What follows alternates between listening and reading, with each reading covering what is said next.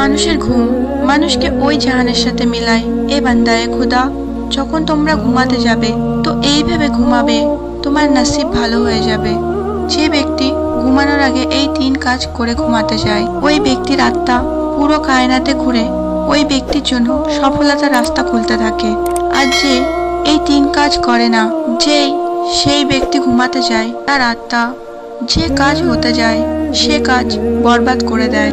যে কাজ মানুষের নসিব বদলে দেয় সেই কাজগুলি হলো ঘুমানোর আগে খুশি ও শান্তি অনুভব করে ঘুমানো, নিজের মুখ পরিষ্কার পানি দিয়ে ধুয়ে ভালো কাপড় দিয়ে মুছে তারপরে ঘুমাতে যাওয়া, ঘুমানোর আগে কিছু সময় আল্লাহ তোমার যে নেমাত দিয়েছে তা মনে করা, তারপর এই ভাববে, হে আমার আল্লাহ, কাল থেকে আমার এই কাজ সহজ করে দে। যে ব্যক্তি এই কাজ করে ঘুমাবে সেই ব্যক্তির কামিয়াবি রাস্তা খুলবে।